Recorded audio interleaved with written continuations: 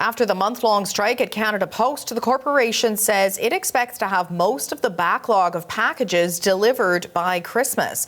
Postal workers returned to the job on Tuesday after they were ordered to end their walkout. CBC's Tricia Kindleman has the latest. The news that Canada Post is catching up on that backlog of letters and parcels that built up during that strike is being welcomed by many. The strike did particularly hit small businesses and Canadians living in rural areas hardest, with some small business owners telling CBC News that they lost as much as 70% of their business during the month of the strike due to limitations on parcel deliveries. Now, the company says it is processing parcels that were being held and they are now flowing through the network or may have already been delivered.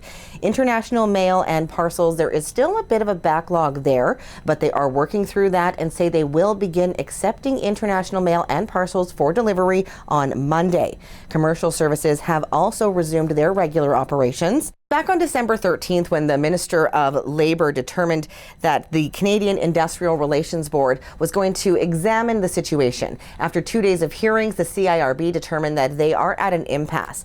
They ordered the postal workers back to the job then, but that was with a retroactive 5% pay raise dating back to when their collective agreement expired.